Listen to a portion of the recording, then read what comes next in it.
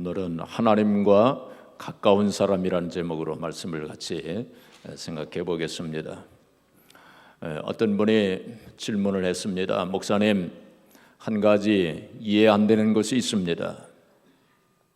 이 세상을 보면은 믿지 않는 사람들이 더 잘 사는 것 같고 더 잘 되는 것 같고, 그래서 그것이 이해가 되지 않습니다. 이런 질문을 했습니다. 아마도 그런 똑같은 의문을 가지는 분들이 있을 것입니다. 오늘 성령의 감동으로 시편 73편 성경을 기록한 이 시편 기자도 똑같은 의문을 가졌습니다. 여기 성경을 보게 되면은 시편 73편 2절에 보시면은 나는 거의 넘어질 뻔하였고 나의 걸음이 미끄러질 뻔하였으니 이는 내가 악인의 형통함을 보고 오만한 자를 질투하였음이로다. 악인들이 형통한 것을 보고 마음에 시험이 들었다는 것입니다. 그들은 죽을 때에도 고통이 없고 그 힘이 강건하며 사람들이 당하는 고난이 그들에게는 없고 사람들이 당하는 재앙도 그들에게는 없고, 보통 세상 사람들이 살아가는 것을 보면 믿지 않는 사람들이 오히려 더 평안하게 살아가는 것 같고 죽을 때도 고통이 없는 것 같고, 그런 것을 볼 때 이 시편 기자는 마음에 시험이 들어왔다는 것입니다. 그러면서 8절에 보시면 그들은 능욕하며 악하게 말하며 높은 데서 거만하게 말하며 11절에 말하기를 하나님이 어찌 알랴 지존자에게 지식이 있으랴 하는도다. 하나님이 어찌 알겠는가? 또 심지어는 하나님이 어디 계시는가? 뭐 이런 막말을 하면서 교만하게 그렇게 사는데도 오히려 잘 되는 것을 보게 되면 이게 어찌된 일인가? 이런 의문이 들어왔다는 것입니다. 볼지어다 이들은 악인들이라도 항상 평안하고 재물은 더욱 불어나도다. 내가 내 마음을 깨끗하게 하며 내 손을 씻어 무죄하다 한 것이 실로 헛되도다. 나는 종일 재난을 당하며 아침마다 징벌을 받았도다. 내가 하나님 말씀대로 순종하면서 하나님을 잘 믿고 그리고 깨끗하고 정결하게 살아야지 하는 이러한 마음을 먹고 그렇게 살려고 애쓰는데도 나는 오히려 고난을 많이 받는 것을 볼 때 왜 이런 일이 일어나는가 하고 마음에 큰 의문을 가지게 되고 시험에 들었다는 것입니다. 그래서 16절에 보시면 내가 어쩌면 이를 알까 하여 생각한즉 그것이 내게 심한 고통이 되었다.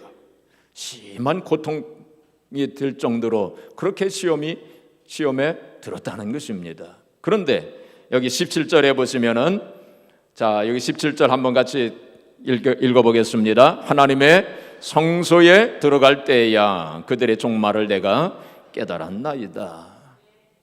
이 시편 기자가 그런 의문과 시험을 가지고 고민을 하고 또 고통을 느끼다가 이제 성전에 들어가서 하나님을 만나고 아마도 그 하나님 앞에 자기의 그 고민을 얘기했던 것 같아요.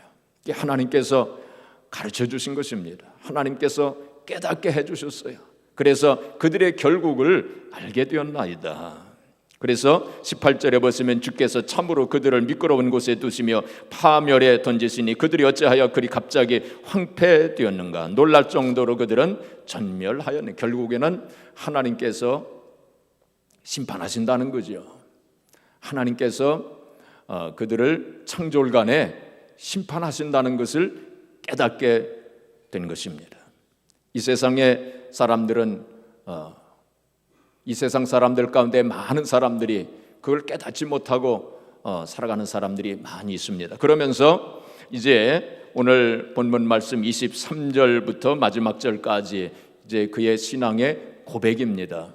하나님께서 그걸 깨닫게 해주신 것을 감사하면서 이제 그의 신앙을 고백을 하면서 28절에 결론적으로 28절 우리 같이 또 봉독해 보겠습니다. 하나님께 가까이 함이 내게 복이라. 내가 주 여호와를 나의 피난처로 삼아 주의 모든 행적을 전파하리이다. 결론적으로 하나님과 가까이 하는 것이 복이로구나. 세상 사람들이 일시적으로 잘 되고 형통한 것 같지만은 결국에는 하나님의 심판을 받는 것이요.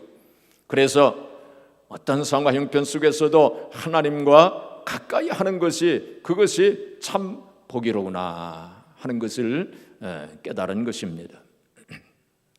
마귀 사탄은 끊임없이 세상에 집중하도록 그렇게 우리를 속입니다.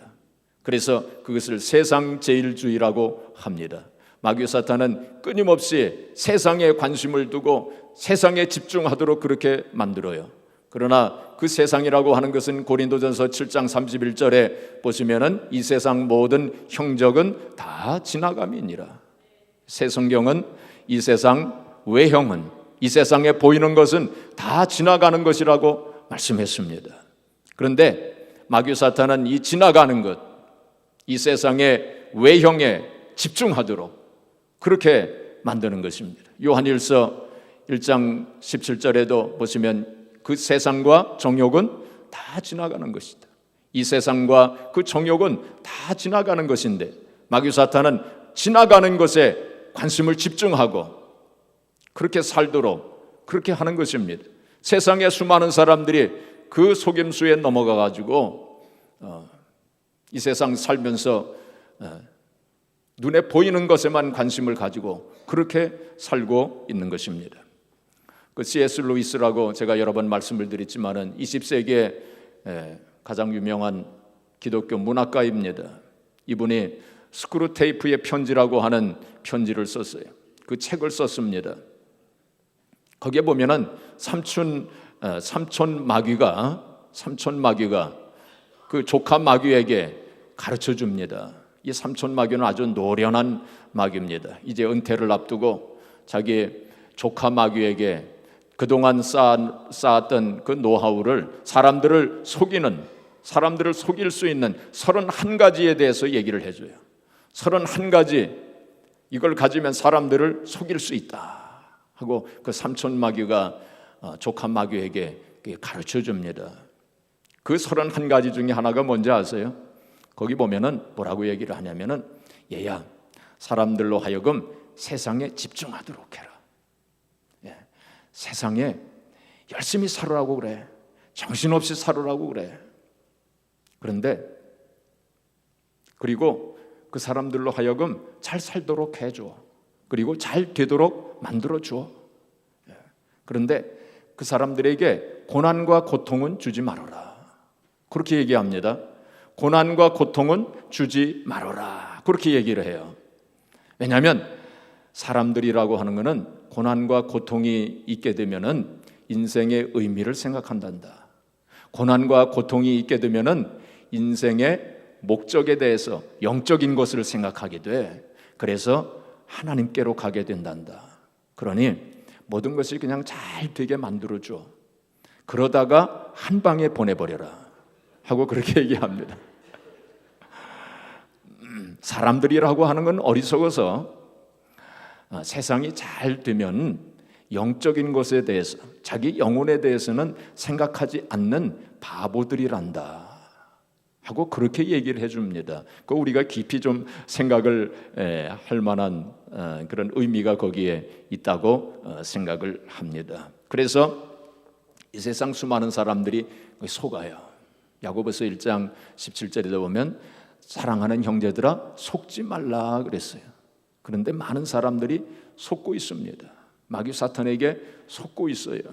그래서 미국의 아주 큰 부자였던 그 구울드라고, 제이 구울드라고 하는 사람이, 이 사람이 죽으면서 뭐라고 얘기냐면 나야말로 세상에 가장 비참한 천치 바보였구나. 이제 그러면서 죽었어요. 영적인 걸 생각하지 아니하고 자기 영혼을 생각하지 않는 세상에 파묻혀 가지고 그렇게 사는 사람들이야말로 가장 바보들이라는 거예요. 자, 그래서 여기 오늘 시편 기자가 깨달았던 것처럼 하나님과 가까이 하는 자가 진짜 복이 있는 사람이다. 그러면 하나님과 가까이 하게 되면 어떻게 되는가? 오늘 말씀을 통해서 같이 생각해 보겠습니다. 하나님과 가까이 하게 되면 23절 말씀 23절 말씀 또 같이 봉독해 보겠습니다. 내가 항상 주와 함께하니 주께서 내 오른손을 붙드셨나이다. 하나님과 가까운 사람은 주님께서 그 손으로 붙잡아 주신다는 거예요. 주님께서 붙잡아 주신다는 것입니다. 그 주님의 손은 어떤 손입니까? 능력의 손 아닙니까? 주님의 손은 어떤 손입니까? 권능의 손 아닙니까? 주님의 손은 어떤 손입니까? 사랑의 손입니다. 바로 그 권능의 손, 능력의 손, 사랑의 손으로 우리를 붙잡아 주신다는 거예요. 그래서 약한 자를 강하게 만들어 주세요. 다윗이 약한 사람이었지만 하나님께서 붙잡아 주셨잖아요. 그래서 강한 자가 되어서 골리앗을 이기지 않았습니까? 에스더가 약한 여자였지만 하나님께서 강한 손으로 붙잡아 주셨어요. 그래서 죽으면 죽으리라 하는 그런 강한 믿음을 주셨어요. 결국 하만, 악한 사람 그 하만을 이길 수 있게 해주시지 않았습니까? 베드로가 약한 사람이었지만 주님께서 붙잡아 주심으로 강하게 하나님 앞에 쓰임받지 않았습니까? 또한 하나님께서 붙잡아 주실 때에 오병이어의 역사가 일어나는 줄 믿으시기 바랍니다. 그래서 주님의 손에, 주님의 그 전능하신 손에 오병이어 보잘것없는 그 보리떡 5개와 물고기 2마리가 얹혀졌을 때에 주님께서 그거를 주님의 손에 놓여졌을 때에 오병이어의 놀라운 역사가 일어나서 5,000명이 먹고 12광주리가 남겨지는 역사가 일어나게 된 거 아닙니까? 또한 주님의 손을 주님께서 붙잡아 주실 때 환난과 재난에서 건져주시고 지켜주시고 보호해주시는 거예요. 다니엘이 사자굴 속에 던져짐을 받았을 때에 하나님께서 붙잡아 주시지 않았습니까? 또한 하나님께서 그 능력의 손으로 붙잡아 주셨을 때에 불가능한 일이 가능한 일로 바뀌지 않습니까? 하나님께서 모세를 붙잡아 주셨을 때 홍해가 갈라지고 육지같이 그 홍해를 건너는 역사가 일어나지 않았습니까? 스룹바벨이 바벨론 포로로 잡혀 있다가 돌아와서 스룹바벨 성전을 재건하지 않습니까? 참으로 불가능한 그러한 상황이었지만은 하나님께서 붙잡아 주심으로 그 성전을 재건하지 않습니까? 하나님께서 스룹바벨에게 뭐라고 말씀하십니까? 큰 산아 네가 무엇이냐? 네가 스룹바벨 앞에서 평지가 되리라. 할렐루야. 우리의 삶의 현장 속에 이러한 하나님의 놀라운 역사가 일어나기를 주님의 이름으로 축복합니다. 또한 하나님과 가까운 사람은 하나님께서 비밀을 가르쳐 주세요. 뭘 가르쳐 주세요? 비밀을 가르쳐 주십니다. 자, 오늘 24절에 보시면 주의 교훈으로 나를 인도하시고 말씀했어요. 주의 교훈으로 나를 인도하시고 하나님께서 순간순간 교훈으로 인도하시고 말씀으로 가르쳐 주시고 깨닫게 하시고 비밀을 가르쳐 주신다고 말씀했습니다. 창세기 18장 17절에 보시면은 하나님께서 뭐라고 말씀하시면 내가 하는 일을 아브라함에게 숨기겠느냐? 나의 하는 일을 아브라함에게 숨기겠느냐? 그리 말씀했어요. 아브라함은 하나님과 가까운 사람이었어요. 그래서 하나님께서 소돔과 고모라를 심판하시기 전에 아브라함에게 가르쳐 주신 거 아닙니까? 요한복음 15장 15절에 보시면 주님께서 뭐라고 말씀하시면 내가 이제는 너희를 종이라고 하지 않겠다. 종은 주인이 하는 것을 알지 못하는데 내가 이제는 너희를 친구라고 하겠다. 친구라고 하겠다. 이것은 아버지께서 나에게 말씀하신 것을 다 너에게 일러주었기 때문이니라. 그렇게 말씀을 했어요. 주님께서 제자들에게 다 가르쳐 주셨다는 거예요. 그 하나님의 비밀을 가르쳐 주셨다고. 그래서 예수님께서 이제 성경에 보면은 제자들을 불러다가 조곤조곤 그렇게 그 비밀을 그 하나님의 뜻을 가르쳐 주시지 않습니까? 씨 뿌리는 비유를 말씀하실 때에도 많은 사람들 앞에서는 예수님께서 대강 그냥 말씀을 하셨어요. 그리고는 제자들 얘들아 이리 좀 오너라 그러시면서 차근차근히 그 속 깊은 뜻을 하나하나 가르쳐 주시지 않습니까? 하나님과 가까운 자에게는 하나님께서 당신의 뜻을 가르쳐 주셨어요. 당신의 비밀을 가르쳐 주시는 것입니다. 지금도 신령한 은사를 통해서 예언의 은사라든지 지식의 말씀의 은사라든지 영분별의 은사라든지 이러한 은사들을 통해서 우리에게 하나님의 뜻을 가르쳐 주세요. 모든 것을 다 가르쳐 주시지는 않지만은 필요한 사항은, 필요한 것은 하나님께서 우리에게 가르쳐 주시는 것입니다. 그 다음에 하나님과 가까운 자는 어떤 일이 일어나느냐? 24절 후반절에 보시면은 후에는 영광으로 나를 영접하시리니, 후에는 영광으로 나를 영접하시리니, 이것은 내세의 영광을 말씀하시고 있는 것입니다. 바로 하나님과 가까운 자는 내세의 영광을 보게 됩니다. 세상 사람들은 이 세상의 소망 가지고 살아가지만은 우리는 하늘나라 영광 가지고 살아가는 줄 믿으시기 바랍니다. 늘 하늘나라 영광을 바라보면서 그 소망 가운데 우리가 사는 사람들 아닙니까? 바이런이라고 하는 영국의 유명한 시인이 있었습니다. 이 사람은 개관 시인이었어요. 이 개관 시인이라고 하는 것은 아주 참 영예로운 영국 왕이 인정하는 그러한 시인이란 뜻입니다. 그래서 이 바이런은 이 세상 부귀영화를 다 누리면서 세상 쾌락을 즐기면서 그렇게 살았던 사람이었습니다. 그러나 그가 말년에 뭐라고 고백을 했느냐면, 나의 인생은 말라버린 노란 낙엽과 같구나. 나는 버러지다. 나에게는 슬픔만이 있을 뿐이로구나. 그렇게 절규했습니다. 세상의 소망을 가지고 살아가는 사람들은 다 그럴 수밖에 없어요.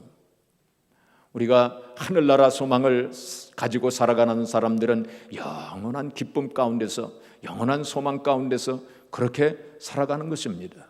현실의 삶이, 이 세상의 삶이 어떤 때는 좀 고달파도, 또 고난이 있어도, 어떤 경우에는 또 물질적으로 궁핍해도 우리는 하늘나라 소망 가지고 살아가는 사람들이에요. 여러분, 이 세상의 삶 속에서 가난하다고 절망하지 마세요. 우리가 누가복음 6장 20절에 보시면은 주님께서 뭐라고 말씀하셨는지 아세요? 가난한 자는 복이 있나니 천국이 저희 것이며, 그렇게 말씀했어요. 물론 마태복음 5장 3절에 이제 그 팔복에 관해서 말씀하실 때 심령이 가난한 자는 복이 있나니 그렇게 말씀을 했어요. 그러나 누가복음 6장 20절에는 가난한 자는 복이 있나니 그렇게 말씀했어요. 그러면 누가가 그 복음서를 기록할 때에 실수해가지고 그걸 빠뜨린 걸까요? 아닙니다. 성경학자들은 두 가지가 다 맞다고 그렇게 보고 있습니다. 예수님께서 심령에 가난한 자는 복이 있고 가난한 자가 복이 있다, 그렇게 말씀했어요. 가난은 죄가 아닙니다. 좀 불편할 뿐이지 가난은 죄가 아닙니다. 어떤 경우에는 가난하게 사는 것이 영적 생활에 도움이 될 수 있습니다. 물론 하나님께서 물질적으로 축복하십니다. 성경에 보면 물질에 대한 축복의 말씀이 얼마나 많이 있습니까? 얼마든지 하나님께서 필요한 경우에 물질적으로 축복하실 수 있어요. 자, 그런데 조심해야 됩니다. 물질적으로 축복을 받고 부자로 살아가는 사람들은 조심해야 됩니다. 예수님께서 부자들은 천국에 들어가기가 굉장히 힘들다, 그 말씀하신 뜻을 우리가 잘 새겨드려야 됩니다. 우리가 아무리 돈이 많고 물질적으로 풍부하고 부자로 살아도 우리는 늘 가난하게 살아야 돼요. 성 프란시스는 청빈을 강조했습니다. 청빈. 그 뜻을 우리가 깊이 새겨봐야 됩니다. 어떤 때는 하나님께서 사랑하는 하나님 백성들에게 고난을 주시기도 하시고 가난하게 살게 하기도 하십니다. 우리는 이 세상의 소망을 가지고, 이 세상의 물질 가지고 살아가는 사람들이 아니라 믿음 가지고 하늘의 소망 가지고 살아가는 사람들이에요. 어떤 주인이 연말에 이제 일꾼들을 전부 모이라고 했습니다. 그리고는 이제 품삯을 주기 위해서 다 모이라고 했습니다. 일꾼들이 일렬로 쭉 섰습니다. 주인이 한 사람 한 사람에게 품삯을 이렇게 줍니다. 한 사람 또 한 사람 품삯을 주는데 보니까 그 줄 가운데 자기 아들이 거기 서 있는 거예요. 그러니까 주인이 뭐라고 했겠습니까? 아들에게 얘야, 너는 왜 여기 서 있냐? 그러면서 아들을 비켜 세웠습니다. 아들이 아버지에게 항변합니다. 아버지, 왜 나에게는 품삯을 안 주세요? 서운했습니다. 그 아들은 어리석은 자입니다. 아버지의 모든 것이 다 아들인 자기 것인 줄 모르고 품삯을 받으려고 했던 것입니다. 우리가 어떤 때는 이 세상에 살면서 하나님 왜 나에게 이거 안 주십니까? 세상 사람들이 이런 거 주시는데 왜 나에게 이거 안 주십니까? 하나님의 뜻이 있어요. 그래서 우리는 하늘의 영광 바라보면서, 하늘의 소망 바라보면서 그렇게 살아야 됩니다. 에베소서 1장 18절에 보시면은 바울 사도가 에베소 교회 성도들을 위해서 기도할 때에 마음눈을 밝히사, 저들의 마음눈을 밝히사 기업의 영광에 풍성한 것을 보게 하시옵소서. 거기 기업이라고 하는 것은 하늘에 쌓아진 기업을 가리키는 것입니다. 이 세상의 기업이 아니라 하늘의 기업, 그것이 얼마나 풍성하고 얼마나 영광스러운가 하는 그것을 깨닫게 해달라고 바울 사도는 에베소 교회 성도들을 위해서 그렇게 기도했어요. 우리는 그 하늘의 영광, 하늘의 소망을 늘 바라보면서 그렇게 살아야 됩니다. 바로 하나님과 가까운 사람에게는 그런 영광을 보여주신다고 그렇게 말씀하신 것입니다. 자, 하나님과 가까운 사람은 어떻게 된다고요? 하나님께서 그 손으로 붙잡아 주신다. 하나님과 가까운 사람은 어떻게 된다고요? 하나님께서 그 비밀을 가르쳐 주신다고 그랬어요. 하나님과 가까운 사람은 어떻게 된다고요? 하나님의 하늘의 영광을 보게 된다. 사랑하는 성도 여러분, 늘 하나님과 가까워지는, 좀 더 가까워지는 그런 성도의 삶을 사시기를 주의 이름으로 축복합니다. 자, 그렇다면 어떻게 하면 하나님과 가까워지는, 하나님과 가까운 성도가 될 수 있을까요? 누구든지 하나님과 가까운 사람이 되기를 원할 것입니다. 우리가 성경에서 몇 가지 찾아보도록 하겠습니다. 첫 번째는 우리가 어떻게 하나님과 가까워질 수 있느냐? 예수 그리스도의 보혈로 가까워집니다. 어떻게 가까워져요? 예수님의 보혈로 가까워지는 것입니다. 자, 성경을 보게 되면 에베소서 2장 13절 우리 같이 읽겠습니다. 이제는 전에 멀리 있던 너희가 그리스도 예수 안에서 그리스도의 피로 가까워졌느니라. 예수 그리스도의 피로 가까워지는 거예요. 하나님께서 에덴 동산에 아담과 하와를 창조하셨을 때 아담과 하와는 하나님과 가까웠습니다. 아주 가까웠어요. 그래야 하나님과 에덴 동산을 같이 이렇게 거닐면서 산보도 하고 얼마나 가까운 사이였습니까? 그런데 어떻게 됐습니까? 죄가 들어오지 않았습니까? 하나님과 아담 하와 사이에 죄가 들어왔어요. 그래서 하나님과 멀어지게 된 것입니다. 나중에는 어떻게 됐습니까? 멀어져서 어떻게 됐습니까? 로마서 5장 10절에 보시면 원수가 됐다고 그랬어요. 원수, 사탄의 자녀가 되어가지고 원수지간이 되었다는 거예요. 하나님과 얼마나 사이가 멀어졌는지 원수가 되었다고. 죄의 담이 높이 쌓아지게 된 것입니다. 저주의 담이 높이 쌓아졌어요.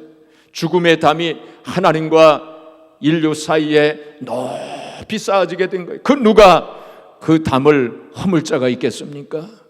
이 세상에 그 무엇이 하나님과 인간 사이에 놓여진 그 높다란 그 담을 허물 수가 있겠습니까?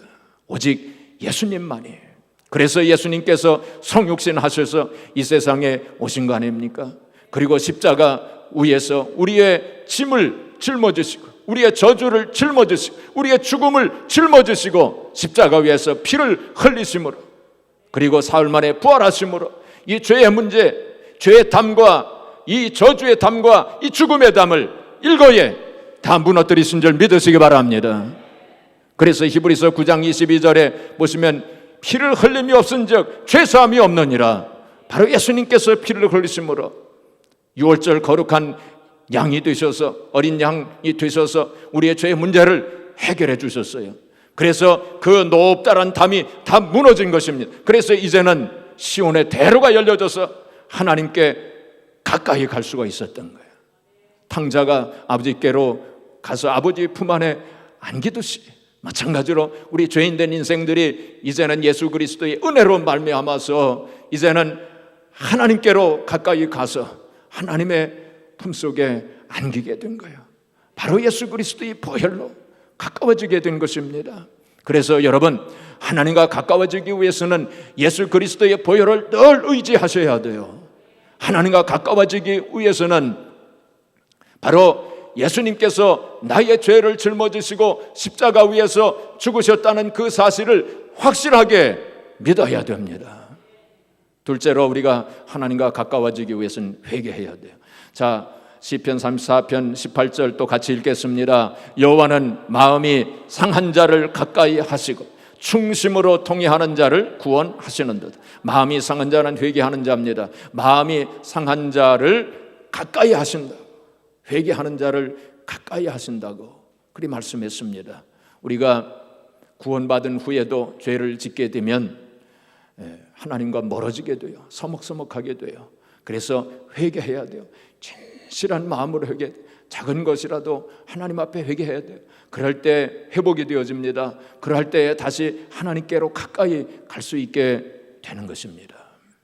이 회개에 대해서는 길게 말씀 안 드리겠습니다. 세 번째로 이제 또 하나님과 가까워질 수 있는 길이 있습니다. 그것은 기도를 통해서 기도로 가까워집니다. 자, 시편 145편 18절 또 같이 봉독하겠습니다. 여호와께서는 자기에게 간구하는 모든 자, 곧 진실하게 간구하는 모든 자에게 가까이 하시는도다. 하나님께 기도할 때 진실하게 기도, 그냥 외식적으로 그냥 피상적인 그러한 기도가 아닙니다. 여러분, 기도할 때 진실하게 기도해 보세요. 정말로 깊은 기도를 해보세요. 그럴 때에 하나님과 가까워질 수 있는 것입니다. 제너럴 모터스의 그 최고 엔지니어였던 찰스 캐터링이라고 하는 사람이 있었습니다. 이 찰스 캐터링은 그 당시에 그 GM의 최고의 엔지니어였어요. 자동차를 만들다시피 했던 그러한 최고의 엔지니어였습니다. 근데 한 번은 이제 온 그 회사원들이 다 모인 그 자리에서 사회자가 그 찰스 캐터링의 손을 번쩍 들었습니다. 그러면서 뭐라고 말했느냐면은 이 손으로 한 것 중에 가장 중요한 것은 무엇이었습니까? 하고 그렇게 찰스 캐터링에게 물었어요. 그러니까 사람들이 모두 다 이 손으로 자동차를 만들었습니다 하고 이렇게 대답할 줄 알았어요. 근데 찰스 캐터링이 뭐라고 한지 아세요?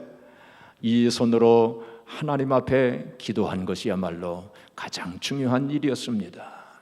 그렇게 얘기했대요. 참 멋있는 대답을 했어요. 우리의 손으로 여러 가지 할 수 있는 일이 참 많지만 여러분, 이 손을 가지고 거룩하게 쓰세요. 예. 그래서 이 손을 모으고 진실한 마음으로 기도해 보세요. 이 손을, 거룩한 손을 높이 드시고 하나님 앞에 진실한 마음으로 기도해 보세요. 그럴 때 하나님과 가까워지게 되는 것입니다. 기도라고 하는 것은 하나님과 대화하는 거 아닙니까? 바로 대화를 통해서 우리가 가까워지지 않습니까? 부모와 자녀 간에도 우리가 대화가 없게 되면 부모와 자식 간에도 서먹서먹하게 되어지는 거예요. 그렇지 않습니까? 하나님과 우리 사이도 대화가 끊어지면, 기도가 없으면 하나님과도 서먹서먹하게 되어지는 것이 당연한 일입니다. 제가 한국에 있을 때에 가까운 친구들이 많이 있었습니다. 그래서 거의 매일 만나다시피 하고 또 여러 가지 이야기도 하고 그렇게 가깝게 지냈는데, 이 미국에 이렇게 뚝 와서 보니까 이거 뭐 만날 수도 없고 또 대화할 시간도 없고 그러다 보니까 멀어지게 되더라고요. 이렇게 서먹서먹하게 되고 지금은 뭐 이렇게 연락도 끊겨진 친구들이 많습니다. 그렇게 되는 것입니다. 하나님과 우리 사이도 그렇게 되는 거예요. 여러분들이 신앙생활을 한다고 하면서 하나님과 대화하는 시간이 없게 되면 점점점 더 멀어지게 되는 것입니다. 그래서 기도하는 시간을 많이 가지시기를 바랍니다. 그 다음에 이제 마지막으로 전도하고 선교하는 일, 그걸 통해서 우리가 하나님과 가까워지게 되는 것입니다. 자, 오늘 28절 말씀 보시면 이렇게 말씀했습니다. 하나님께 가까이 함이 내게 복이라. 내가 주 여호와를 나의 피난처로 삼아 주의 모든 행적을 전파하리이다. 주의 모든 행적을 어떻게 한다고요? 전파하리이다. 전하겠다. 전도하겠다. 이 전도하고 선교하는 것을 통해서 우리가 하나님께 가까이 가게 되는 것입니다. 그래서 주님께서 마태복음 그 마지막 절에 뭐라고 말씀했습니까? 너희는 가서 모든 족속으로 제자를 삼아 아버지와 아들과 성령의 이름으로 세례를 주고 내가 너에게 분부한 모든 것을 가르쳐 지키게 하라. 볼지어다 세상 끝날까지 너희와 항상 함께 있으리라. 그렇게 말씀하지 않았습니까?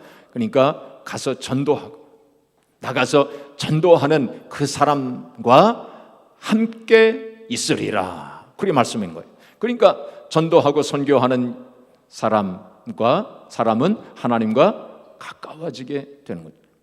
전도하고 선교하고 영혼을 구하는 일이야말로 하나님께서 가장 기뻐하시는 일 아닙니까? 그러니까 하나님께서 얼마나 가까이 하시겠어요. 어떤 분은 이렇게 얘기합니다. 목사님, 저는 전도하고 싶어도 제 믿음이 없어요.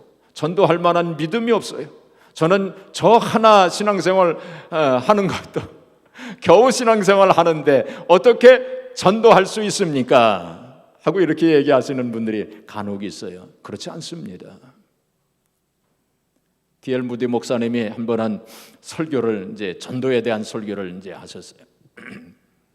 그때에 설교가 끝난 후에 한 사람이 찾아와가지고 목사님, 전도가 중요한 것은 알지만은 저는 믿음도 없고 전도할 만한 믿음도 없고 은혜도 떨어져서 지금 전도할 힘이 없습니다 하고 그렇게 얘기를 했대요. 그러니까 이 무디 목사님이 뭐라고 말씀을 했냐면 그건 핑계야. 그건 핑계야. 불평과 핑계는 영혼을 죽이는 독이네. 은혜가 있어야만 복음을 전할 수 있다고 생각하지 말게. 핑계하는 삶에는 은혜가 없어. 전도는 사명이고 명령이야. 먼저 전하면 은혜는 생기는 법이네. 그렇게 얘기를 하셨대요. 굉장히 중요한 말씀을 했습니다. 전하면, 전도하면, 나가서 전도하면 하나님께서 은혜를 주시는 것이네. 그렇게 말씀했어요. 사랑하는 성도 여러분, 우리가 전도할 때에 어떤 때는 좀 믿음이 없고 좀 쭈삣쭈삣하게 되기도 하고 좀 위축도 되고 그렇지 않습니까? 우리가 노방전도 할 때 좀 그런 걸 느끼지 않습니까? 그런데 그거를 이기고 이제 복음을 전하고 전도지를 전해주고 그렇게 되면은 하나님께서 은혜를 주실 줄 믿습니다. 우리가 헌신하면 하나님 말씀에 순종하고 헌신하면 하나님께서 은혜를 주셔요. 그래서 우리가 전도하는 일에도 열심히 해야 합니다. 사랑하는 성도 여러분, 여러분들은 얼마나 하나님과 가까우십니까? 나는 과연 하나님과 얼마나 가까운 사이인가? 한번 생각해 보시기를 바랍니다. 내가 하나님과 가까운 사이인 줄 알았는데 주님께서 네가 누구냐? 내가 너를 모르겠다 말씀하신다면 얼마나 큰 일입니까? 그렇죠? 나는 과연 하나님과 얼마나 가까운 사이인가? 가까운 것도 정도가 있습니다. 예수님께서 말씀하실 때 벳세다 광야에 5,000명이 모이지 않았습니까? 5,000명 가운데 이제 500명 제자들이 있었어요. 감람산에 예수님께서 승천하실 때 500명이 모이지 않았습니까? 그 5,000명보다 500명이 주님과 가까운 사이였어요. 500명 가운데서 또 120문도가 마가윤의 다락방에 모이지 않았습니까? 500명보다 그 120문도가 더 가까운 사이였습니다. 이 120문도 가운데서 70명의 제자가 있지 않았습니까? 그렇죠? 70명의 제자 가운데 12제자가 있었습니다. 12명의 제자 가운데 또 누가 있었습니까? 베드로, 요한, 야고보가 있었어요. 이 세 사람은 특별히 주님과 가까운 사이였습니다. 그러니까 이 가깝다고 하는 것 거기에도 정도가 있는 거예요. 나는 과연 주님과 얼마나 가까운 사이인가?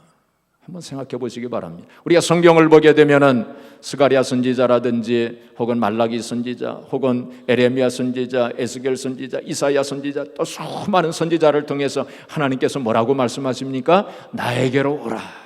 나에게로 돌아오라. 나에게로 돌아오라. 성경 전체에 외치는 하나님의 음성이 바로 나에게로 돌아오라, 나에게로.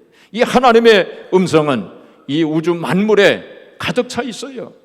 나에게로 돌아오라, 나에게로 돌아오라. 이 음성은 바로 나에게로 가까이 오라, 나에게로 가까이 오라, 나에게로 가까이 오라. 이 하나님의 음성을 들으시길 바랍니다. 나에게로 가까이 오라, 나에게로 가까이 오라.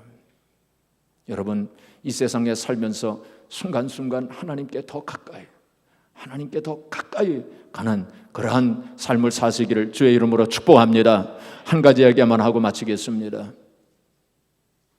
1912년에 타이타닉호가 대서양에서 침몰을 했습니다. 그래서 1,500여 명이 죽었어요. 엄청난 사고였죠. 근데 그 일이 그렇게 오래된 일이 아닙니다. 100년이라고 하는 거 금방 지나가지 않습니까? 그러니까 한 104년 전에 그런 일이 있었던 거예요. 그 당시에 타이타닉호는 최고의 기술로 또 최대 여객선이었습니다. 언싱커블이라고 했어요. 그것은 침몰할 수 없는 배라는 별명을 가진 배가 타이타닉호였어요. 그것이 빙산에 충돌하여서 그 침몰하지 않았습니까? 엄청난 사고였습니다. 그 사고가 일어났을 때 여러 가지 일화가 있지만은 그 가운데서 이 월레스 하틀리라고 하는 사람이 있었어요. 월레스 하틀리라고 하는 이 실제 인물입니다. 이 사람은 바로 타이타닉호의 그 악단의 밴드 단장이었어요. 그러니까 지금 빙산에 충돌해가지고 점점 배는 가라앉고 있는 상황입니다. 사람들이 막 우왕좌왕하면서 정말 아비규환을 이루었습니다. 고함을 치면서 그 막 얼마나 참 그 상황을 아수라장이 되었을 것입니다. 그때에 이 월레스 하틀리는 자기의 악사들을 불렀습니다. 그리고는 앉혔습니다. 그리고는 이제 그 찬송을 연주하기 시작을 했어요. 찬송을 연주한 것입니다. 그 사람들이 막 우왕좌왕하고 있는 그 사람들에게 안정을 주고 하늘의 소망을 주기 위해서 찬송을 연주했어요. 그러면서 사람들에게 뭐라고 얘기했냐면 여러분 예수 그리스도를 바라보십시오. 예수 그리스도 안에 소망이 있습니다. 하늘나라를 바라보세요. 그러면서 주님께 가까이 가십시오. 주님과 가까이 하십시오 하면서 계속 부르짖으면서 그 찬송을 불렀다고 그래요. 내 주를 가까이 하게 하면 십자가 짐 같은 고생이나 내 일생 소원은 늘 찬송하면서 주께 더 나가기 원합니다 하면서 그 찬송을 계속 연주를 했대요. 사람들이 그 찬송 소리를 들으면서 많이 안정을 찾았다고 합니다. 물론 이제 1,500명이나 죽었으니까 거의 대부분 죽었어요. 이 월레스 하틀리라고 하는 사람도 죽었어요. 어떤 면에서는 순교했다고 볼 수 있습니다. 많은 사람들에게 믿음을 주고 그 마지막 순간에 하늘의 소망을 가지고 죽을 수 있도록 도와준 사람이 바로 이 사람이었어요. 사랑하는 성도 여러분, 우리가 이 세상 살아가는 것은 바로 우리가 배를 타고 가는 것과 마찬가지예요. 우리가 타고 있는 배가 언제 침몰할지 모릅니다. 또 우리는 또 언제 개인적인 종말을 맞이할지 모릅니다. 우리가 늘 이러한 상황 가운데서 우왕좌왕하지 말고 당황하지 말고 늘 우리의 소망이신 예수 그리스도를 바라보시기를 바랍니다. 하늘나라를 바라보세요. 하늘나라 영광을 바라보시고 거기에 소망을 두시고 그렇게 사시길 바랍니다. 날마다 더 주님께로 더 가까이 가세요. 예수 그리스도의 보혈을 늘 의지하고 그리고 또 하나님 앞에 회개하고 또 기도함으로 늘 주님께 더 가까이 그렇게 가시기 바랍니다. 그럴 때에 주님께서 그 능력의 손으로 우리를 붙잡아 주실 거예요. 하나님께서 우리에게 비밀을 깨닫게 해주실 거예요. 하나님의 뜻을 가르쳐 주실 거예요. 우리는 흑암 속에 사는 하나님 백성들이 아닙니다. 하나님의 빛 가운데 하나님의 뜻을 알고 살아가는 사람들입니다. 또한 하늘의 영광을 보게 해 주실 것입니다. 사랑하는 성도 여러분, 이 세상 살아갈 때 이 세상의 소망을 두지 마시고 하늘의 소망을 두시고 믿음의 주 온전케 하시는 예수 그리스도를 바라보고 이 세상의 풍조는 나날이 갈릴지라도 나의 믿음 끝까지 지키시, 나의 가는 그 길 끝에서 영광의 주님을 보시는 저와 여러분들이 되어지기를 주님의 이름으로 축복합니다.